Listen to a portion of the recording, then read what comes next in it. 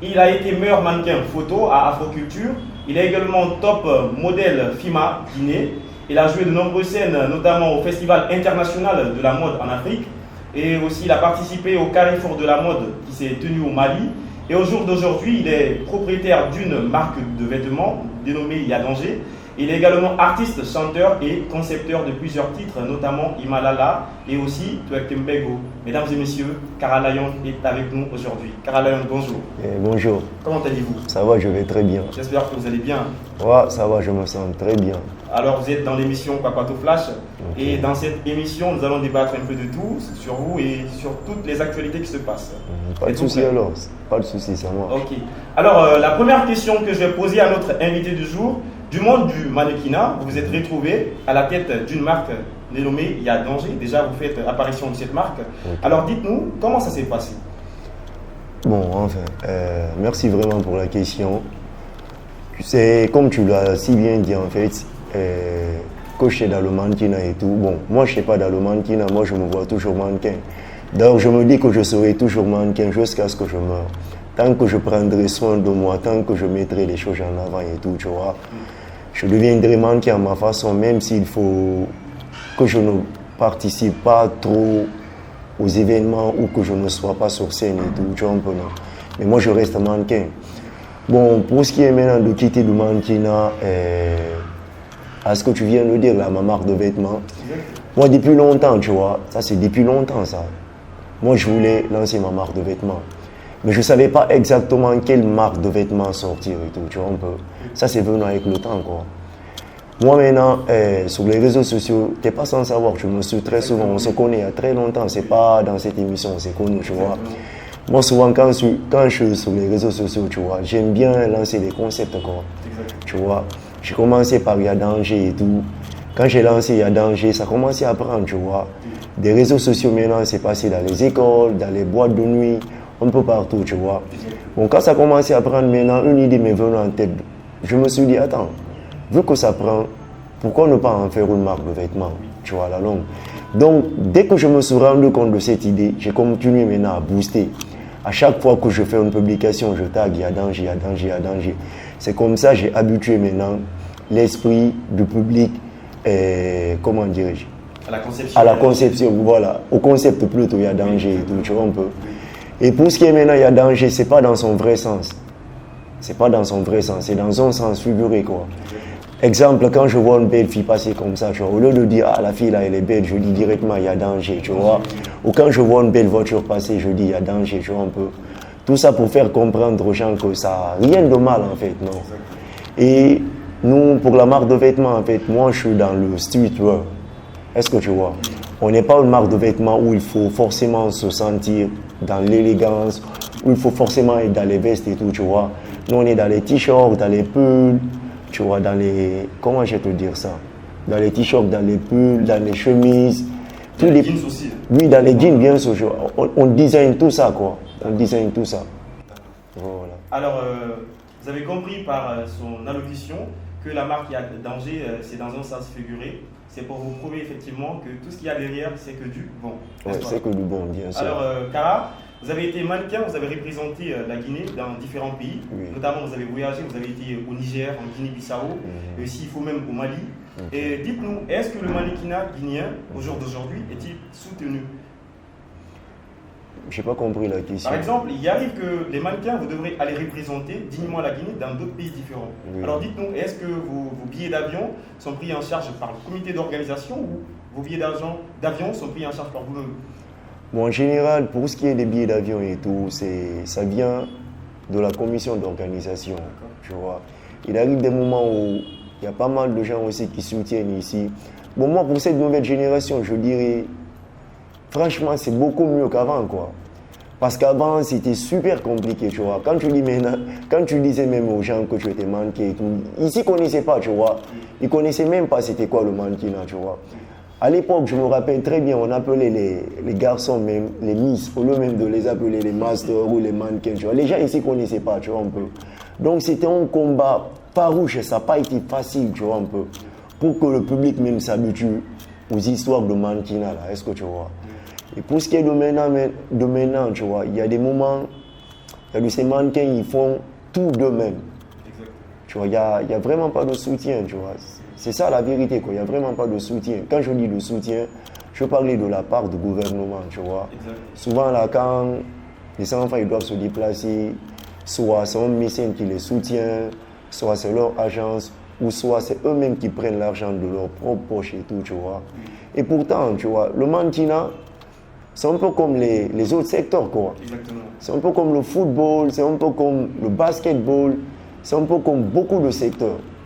Parce que tout ce qu'on est en train de voir là, il faut le reconnaître, hein, c'est parce que, comment je vais te dire ça, point de vue mannequinat en Guinée, c'est parce que les gens ils n'ont pas trop cette culture. Sinon ailleurs, tout ce que tu vois les gens porter, c'est parce qu'il y a quelqu'un qui l'a déjà présenté, quoi. Exactement. Soit sur scène, soit tu vois la personne à la télévision, dans les publicités, tu vois un peu, non? Donc le mannequinat a vraiment sa place. D'accord. Et de base, moi je connais 2 à 3 mannequins qui sont allés représenter la Guinée en Côte d'Ivoire, Oui. mais malheureusement ils se sont rendus en voiture. Donc je me dis forcément le soutien ne vient pas du niveau du gouvernement. Non, pas du tout. D'accord. Pas du tout. Alors là, toujours dans le monde du mannequinat, je l'avais dit au préalable que notre Miss Guinée, Saramba, a obtenu son ticket de qualification dans la liste 40, dans le top 40 du Miss World. Et récemment, nous avions vu que vous avez fait une publication en disant que la Miss Saramba, c'est vrai qu'elle représente tout un pays, mais il y a des fois où il faut se donner à fond. Donc, de par votre publication, je me suis dit de vous poser la question, pensez-vous que l'erreur de Saramba, c'est une erreur qui vient d'elle-même ou bien ça vient des stylistes guinéens? Bon, pour ce qui concerne la question, bon, j'aime d'ailleurs la question là, tu vois. Je pense que c'est l'occasion même que je profite, Exactement. tu vois, pour dire aux gens ce que je pensais vraiment, tu vois, derrière. Parce que c'est vrai que quand tu écris, les gens ils comprennent, mais quand tu le dis, c'est beaucoup mieux compris par les gens, Exactement. tu vois. Moi, pour ce qui concerne la publication là, tu vois, quand je l'ai posté, c'était quoi? J'ai fait une petite remarque, quoi. J'ai dit, en fait, on est dans un pays, faut qu'on essaye de se surpasser. Exactement. Quand on parle de l'identité de la Guinée, point de vue, mode, déjà à chaque fois on parle de Kendeli, de forêt sacrée. Tu vois, à chaque fois c'est la même chose, tu vois.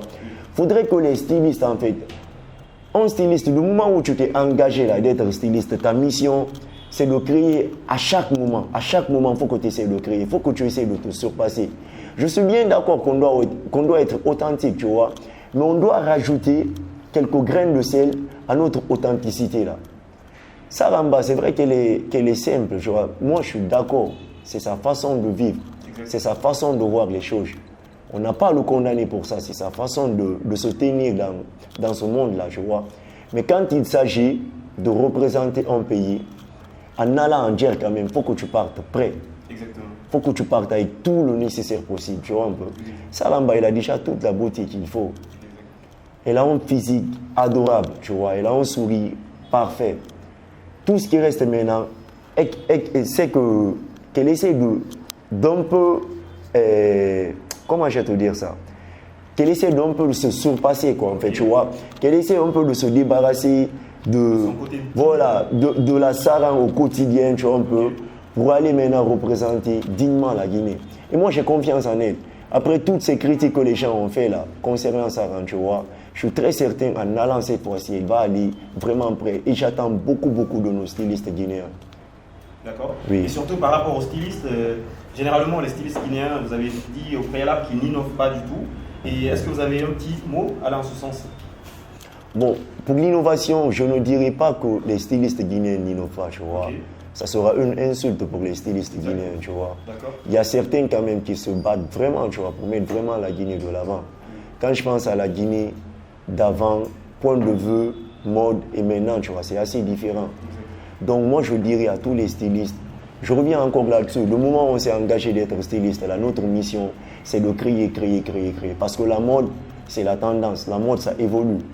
Dès que tu dors un petit peu seulement ça te dépasse, quoi, tu vois un peu, non? Tu es en retard, point de vue mode. Donc, pour les stylistes, là, qu'ils continuent à travailler, qu'ils continuent à se surpasser, qu'ils continuent aussi à impressionner les autres stylistes d'ailleurs. Il n'y a pas de magie dans ça. Il suffit juste que tu te concentres un petit peu, puis ça va. Et récemment également, Cara Lion, vous avez fait une publication dans laquelle vous dites que l'artiste Tene Gawara, qui vient de sortir son nouveau single, qu'elle a fait le plagiat sur un de vos concepts, je crois bien. Et d'abord, ça avait commencé avec Ibro Niamé qui avait pris le concept Il y a danger.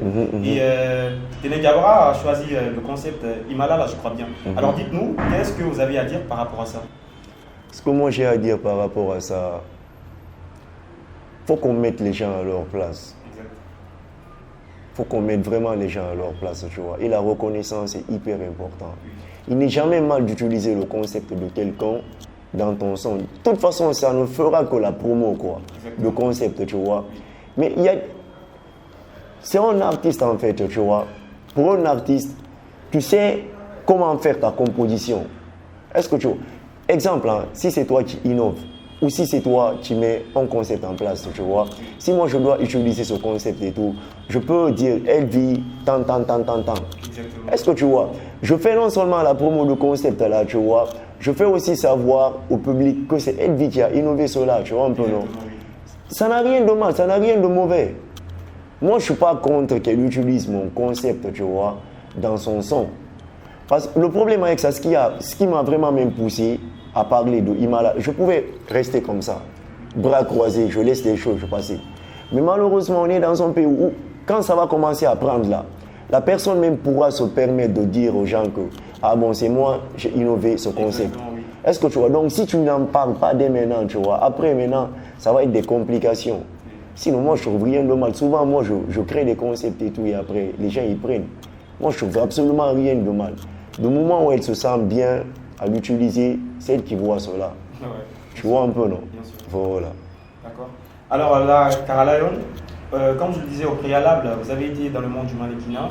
Vous savez que ce n'a pas du tout été facile. Ouais, pas du et tout. Vous savez également que plein de jeunes aujourd'hui ont délaissé l'école, se sont lancés dans le mannequinat, ils se sont lancés dans le football. Et forcément, il y aura des impacts là-dessus dans le futur. Donc, avez-vous un message allant à l'encontre de ces jeunes qui, au jour d'aujourd'hui, pensent que seule la mode peut leur apporter leur avenir? Avez-vous un petit message allant à l'encontre de ces jeunes? Non, mais pour ces jeunes-là, il faut qu'ils se mettent à l'école, tu vois. Il faut qu'ils partent vraiment à l'école. L'école, c'est la base. La mode, ça peut ne pas marcher. Surtout pour un pays qui n'est pas à l'abri économiquement, tu vois. En Guinée, s'il faut qu'on se dise des vérités, tu vois. S'il faut que tu te dises que, ah bon, moi je ne pourrai que vivre que de la mode, tu ne pourras jamais t'en sortir. Parce que les gens, ils ne considèrent même pas trop ce que tu es en train de faire. Est-ce que tu vas laisser maintenant l'école pour la mode? Non. Tu vois, quand tu es dans la mode et que tu pars à l'école, ça ne te fera qu'un plus. Exactement. Parce que tu vois, il ne s'agit juste pas que de défiler ou que de présenter les tenues. Il y aura un moment où tu seras en face des gens, tu seras en face des journalistes qui vont te poser des questions. Comment tu vas t'en sortir? Tu ne pourras pas t'en sortir, tu vois un peu, non? Donc, il faut que tu partes à l'école. L'école, ça t'ouvre les yeux. Tu vois, ça te donne une grande vision de la vie. Une vision large plutôt de la vie, tu vois un peu, non? Oui. Donc, il faut que les gens y partent à l'école. L'école, c'est la base. Moi, c'est ce que je pourrais dire à ces jeunes. Alors, vous avez compris, comme l'a dit notre cher invité Karalayon, ce n'est pas que la mode qui peut vous donner votre avenir, c'est vrai, mais souvent, continuez le chemin de votre école pour que vous puissiez ici accroître à votre connaissance. Dans le futur, tout ira mieux. Ouais. Donc, Karalayon, c'est vrai, aujourd'hui, vous faites des conceptions, vous faites la création des mots, mais il y a des fois où il y a des gens qui viennent en commentaire pour vous dire quelque chose alors au-dessus de votre personne, vous insultez bien sûr, ouais, et il y a des fois où vous répliquez, parce que j'ai vérifié dans vos commentaires, il y a des fois où vous êtes sur les nerfs. Donc, est-ce que vous pensez que ce que ces gens font aujourd'hui, c'est bon pour vous, pour votre image, surtout les répondre? Moi, là, quand tu me dis que les réseaux sociaux, moi, c'est comme un divertissement pour moi, tu vois. C'est un lieu de divertissement, un lieu de communication, s'il faut le dire. Oui. Il y a des moments, je peux faire semblant d'être en colère pendant que je ne suis pas en colère. Toi-même, tu sais comment ça se passe, tu vois un peu, non? Mais malheureusement, il y a des gens qui peuvent prendre ça, se dire, ah bon, lui, il est dans tout son état et tout. Tu vois? Les gens qui viennent dans les commentaires, là, qui mettent des insultes et tout, quand tu me vois venir répondre et tout, moi, c'est juste venir les tatiner et tout après. Après tout ce que tu feras, il y aura forcément des gens qui seront contre ce que tu fais. Bien sûr. Peu importe ce que tu diras, que ça soit de la vérité, que ça soit la vérité ou que ça soit un mensonge, il y aura forcément quelqu'un qui va s'opposer à toi. La vie aussi, c'est un peu comme ça. C'est ce qui fait d'ailleurs la beauté de la vie, c'est la diversité. C'est la diversité plutôt. Exactement. Tu as ta manière de penser, j'ai ma manière de penser. Tu vois, on s'entend dans ça et après, chacun sur sa route, quoi. Oui. Donc, bien avant Caralion, nous allons maintenant à la fin de cette émission. Ok. Mais bien avant, j'aimerais que vous fassiez un petit truc. Soit vous parlez de Himalaya, s'il faut, vous en faites en une musique où il y a danger. Mais j'aimerais que vous divertissez nos téléspectateurs de SatTV. Ok.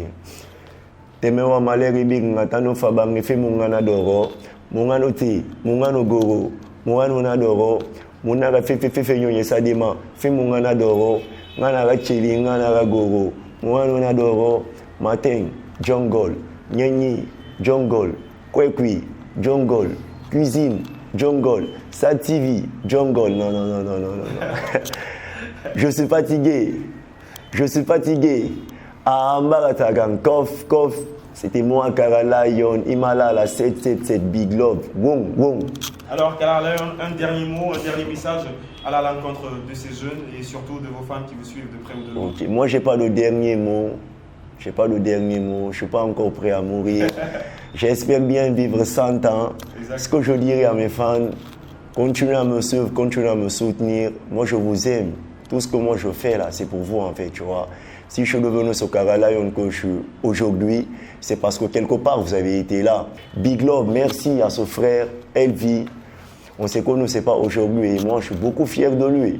Regardez ce qu'il est devenu, tu vois. Voilà, Big Love. Alors, merci aimables téléspectateurs de SatTV. C'était Camara Elvi pour vous servir cordialement et on se retrouve la semaine prochaine. À bientôt.